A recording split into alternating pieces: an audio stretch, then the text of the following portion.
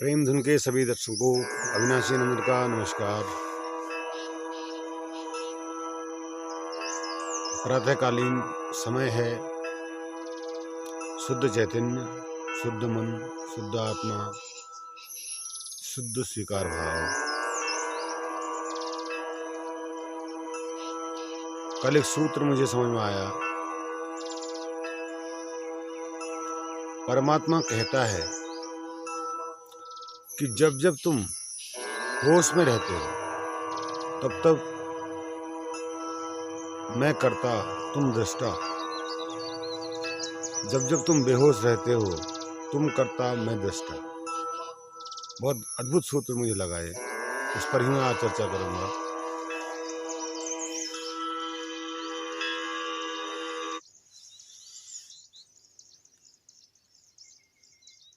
परमात्मा कहता है कि जब जब तुम बेहोश रहते हो तब तब तुम कर्ता और मैं दृष्टा। यानी कि इस प्रश्न का उत्तर कि जब कृष्ण भगवान ने गीता में कहा कि मैं कर्ता हूँ, तू दृष्टा, निमित्त मात्र। निमित्त मतलब दृष्टा, देखने वाला, करने वाला मैं हूँ। तो निश्चिंत होकर युद्ध कर हे अर्जुन, तो निश्चिंत होकर युद्ध कर। यानी कि भगवान श्री कृष्ण अर्जुन से कह रहे हैं कि तू होश में आ जा, कर्ता तो मैं हूँ, तू केवल निमित्त रहो, केवल साक्षी रहो, केवल दृष्टा रहो। और एक सामान्य जन, जब जब सामान्य जन बेहोश रहता है तो कर्म का बंधन जो कहते हैं कि कृष्ण की इस बात को कई लोग, कई तार्किक लोग जो कहते हैं कि जब कृष्ण भगवान ये कह रहे हैं कि कर्ता मैं हूँ, तो फिर हम बैठ जाते हैं और खाना भी खुद आ जाएगा ना। अगर आप साक्षी रह गए तो कर्ता उसे बन जाने दीजिए, उसे जो करना है उसे कर दीजिए। आप केवल देखते रहिए क्या कर रहा है, खाना खा रहा है कि नहीं खा रहा है, कि काम कर रहा है कि नहीं कर रहा है, कमा रहा है कि नहीं कमा रहा है, अपने लिए क्या कर रहा है, छोड़ दीजिए। आप बस देखते रहिए, आप होश पूर्वक जी रहे हैं। हाँ, अगर आप बेहोशी में जी रहे हैं तो फिर आप करता है, आपके पास कर्म बंधन लगेगा, आप कर्मों का फल भी भुगतेंगे और कई योनियों में भी जाएंगे। तो बहुत महत्वपूर्ण और बहुत गजब का सूत्र है। तो आपने करना क्या है, अपने होश को बनाए रखना है और निमित्त दृष्टा की तरह कार्य करना है। करता उसे रहने दो जो कर रहा है, जिसका सब कुछ है, ये शरीर, ये आत्मा, ये जगत, ये संसार, सब कुछ उसका है। अनंत क्या है? अभी फेसबुक में एक नास्तिक भाई ने मुझसे पूछा था कि अनंत क्या है। मैं आपको उसको समझाने का प्रयास करूंगा। अनंत क्या है, गणित के जो विद्यार्थी हैं वो अच्छी तरह समझ पाएंगे। गणित में संख्याएं होती हैं 1 2 3 4 5 6 7 8 9 10 डॉट डॉट अनंत, यानी कि हमको आखिरी संख्या पता नहीं। और अगर आप पीछे जाएं तो -1 -2 -3 -4 अनंत, हमें पता नहीं है कि आगे है। और मध्य में है 0, मध्य में है 0। तो अब दो चीज़ें हैं हमारे पास, एक शून्य है, एक अनंत है। अगर आप गति करते हैं तो आप अनंत में समा जाते हैं। अगर आप गति नहीं करते हैं तो आप शून्य हो जाते हैं।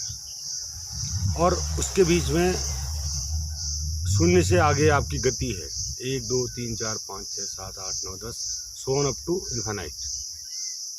तो अनंत क्या है? अगर आप शून्य में चले गए, न कुछ, ध्यान की अवस्था में, समाधि की अवस्था में, तो आप न कुछ हो जाते हैं। अगर आप बढ़ रहे हैं आनंद की तरफ तो आप में गति आ जाती है। जैसे विज्ञान आज मंगल में, फिर और गैलेक्सी और बहुत सारी चीज़ें खोज चुका, आयाम भी खोज चुका है। 11 आयाम, 12 आयाम, 13 आयाम, कोई कहता है 64 आयाम होते हैं, 64 आयाम। अभी हम 3D में रहते हैं, 3D, ठीक है, हमारा लेंथ, ब्रेथ और हाइट, इस आयाम में हम रहते हैं। और ऐसे 64 आयाम यहाँ मौजूद है।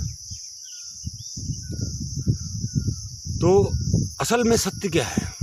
बहुत सारी यूट्यूब में आपको वीडियो मिल जाएंगी, बहुत सारे प्रयोग मिल जाएंगे, लेकिन सत्य ये है, आप मध्य में, आपका होना जो है मध्य में है। जो आपका होना है वो है मध्य में। आप शून्य अवस्था में हैं, ना आप माइनस की तरफ हैं ना आप प्लस की तरफ हैं, आप मध्य में हैं, आप शून्य हैं। जो शून्य में होता है तो उसका एग्जिस्टेंस होता है, उसका अस्तित्व होता है। तो आप अपने आप को शून्य में ले जाइए। कैसे ले जाएंगे?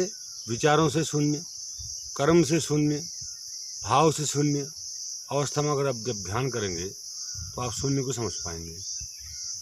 अगर आप गति करेंगे, कि मुझसे कई लोग प्रूफ मांगते हैं कि यार तुम ईश्वर की बहुत बातें करते हो, ईश्वर को दिखाओ मुझे,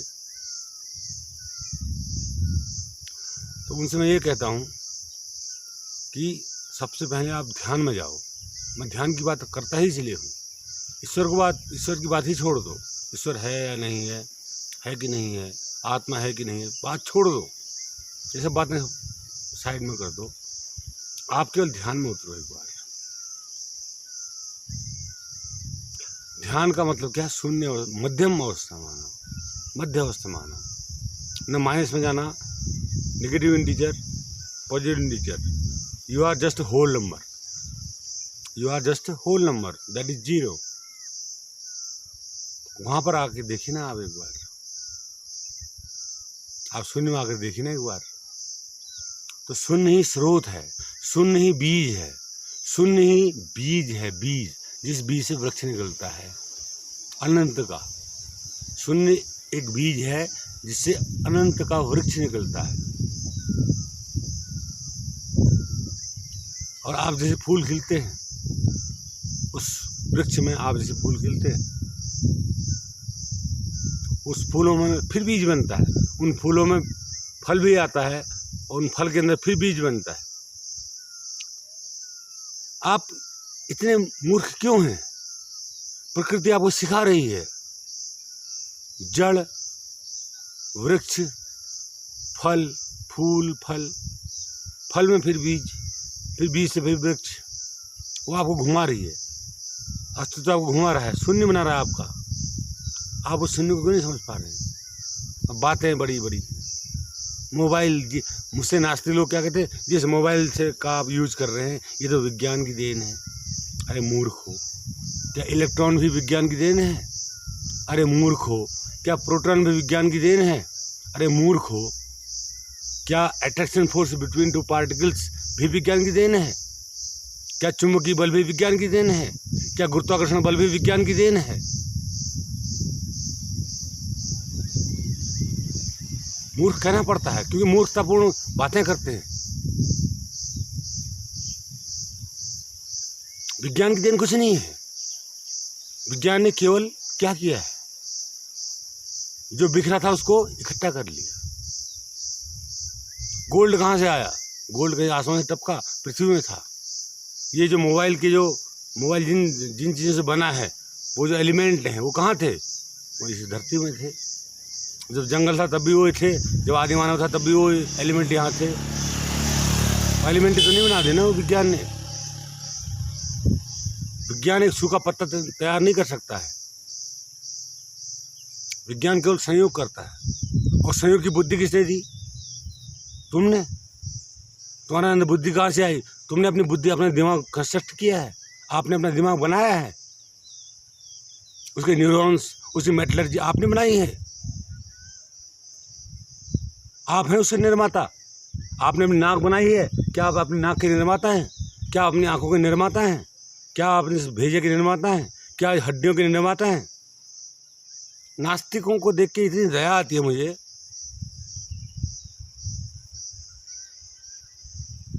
चैलेंज करते हैं उस परमात्मा को जो अनंत है, सर्वव्याप्त है, शून्य भी है, अनंत भी है। तुमको अगर समझ में नहीं आया और तुम वेदों को, तुम धर्मशास्त्रों को एक से नकार देते हो, ऐसा बकवास लिखा है वेदों में, गीता के में बकवास लिखा है। मूर्ख थे कृष्ण भगवान, मूर्ख थे राम, जिन्होंने एक आदर्श जीवन की प्रस्तावना आपके सामने रखी। मूर्ख थे क्या भगवान शिव? क्या मूर्ख थे जिनने एक 112 विधियां ध्यान की आपको दी? वो मूर्ख थे? वो पतंजलि मूर्ख थे?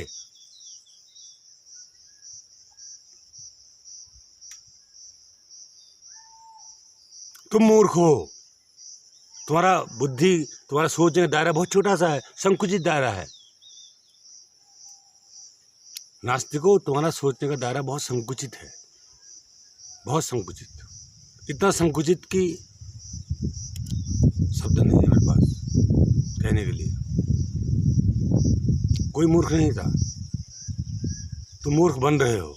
इन आँखों से, ये 6x6 देखने वाली आँखें क्या जानती हैं एक वायरस कितना छोटा होता है? उसको देख पाती हैं आँखें? कहने में आपको बुरा जरूर लगेगा, लेकिन मूर्खतापूर्ण बात तो ये है ही, क्योंकि आप बहुत कुछ नहीं देख पाते हैं। आप सूक्ष्म जगत को नहीं देख पाते हैं। आप ब्लैक मैटर को नहीं देख सकते, आप ब्लैक एनर्जी को नहीं देख सकते, आप डार्क एनर्जी को नहीं देख सकते, आप तरंगों को नहीं देख सकते, आप इलेक्ट्रॉन को नहीं देख सकते। बहुत सारा 99% आप नहीं देख सकते, केवल 1% ही आप देख पाते हैं। तो अगर 1% देखने मात्र से ही आप अगर फैसला कर लें कि ईश्वर है या नहीं है, तो बात मूर्खतापूर्ण ही है। तो मैं नास्तिक भाइयों से भी और आस्तिक भाइयों से भी कहना चाहूँगा, आस्तिकों से मेरी नाराज़गी ये है कि आप बिना जाने मान लेते हैं। आपने राम को देखा नहीं, आपने शिव को देखा नहीं, आपने कृष्ण को देखा नहीं, और फिर भी मान लिया कि भगवान है। ये भी गलत है। मैं ये नहीं कह रहा हूँ कि भगवान नहीं, भगवान है, और मैं ये भी नहीं कह रहा हूँ कि भगवान नहीं थे, लेकिन आपकी मान्यता गलत है। आपने बिना जाने ही मान लिया, यानी कि खोज ही खत्म कर दिया आपने। अब खोज में आप क्यों जाएंगे? आप ईश्वर की खोज में क्यों जाएंगे? आपको पता है कि मंदिर में भगवान है, घंटा बजा के आ जाएंगे, बात खत्म हो जाएगी। या कोई हवन पूजा पाठ करा लेंगे तो बात खत्म हो जाएगी। माँ दुर्गा के मंदिर जाएंगे या माँ पुण्यगिरी चले जाएंगे तो बात खत्म हो जाएगी। ये भी गलत है। नास्तिक भी गलत हैं, आस्तिक भी गलत हैं। आपको वास्तव में खोज करनी चाहिए। किसकी खोज करनी चाहिए? स्वयं की खोज करनी चाहिए। स्वयं के भीतर कौन है? वही परम पिता परमेश्वर, जिसका नाम भगवान है, जिसका नाम आप जो भी कह लें, उसको मैं कुछ भी कह लूँ, उससे फर्क पड़ता नहीं, गुणों में कोई फर्क नहीं पड़ेगा। वो जो है सो है। तो अगर आपने अपने भीतर नहीं देखा उसको, तो फिर कहीं भी नहीं देखा। मंदिर में भी नहीं देखा, गिरजा में भी नहीं, मस्जिद में भी नहीं, कहीं भी नहीं देखा। तो अपने भीतर जाने का रास्ता क्या है, मार्ग क्या है, ध्यान, भक्ति, प्रेम, इन मार्गों से होकर आप वहां जा सकते हैं। तो मेरा सार्थक प्रयास आपको ध्यान की तरफ मोड़ना, और आप मुड़ें और ध्यान करें और अपने आप को जानें। इन्हीं शब्दों के साथ मैं देता हूँ अपनी वाणी को विराम। मिलता हूँ अगले वीडियो में। तब तक आपका दिन शुभ हो, आपका जन्म शुभ हो। नमस्कार।